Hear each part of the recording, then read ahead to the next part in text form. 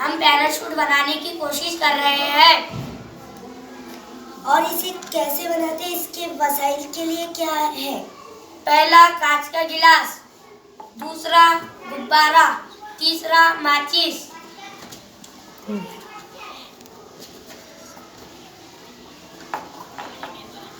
गुब्बारे में क्या है? गुब्बारे में पानी है।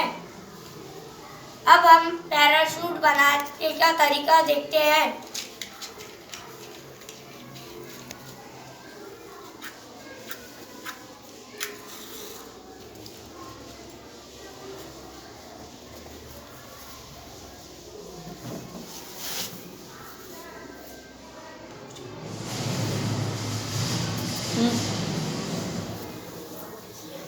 इसमें गैस बन गई।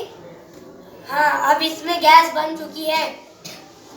इसमें इतनी गैस बन चुकी है कि इससे कितना भी हलाओ एक गिलास गिरेगा नहीं। नहीं गिरेगा? जी नहीं। हाँ हाँ, बहुत अच्छे, वेरी नाइस। 3 क्लैप्स गो।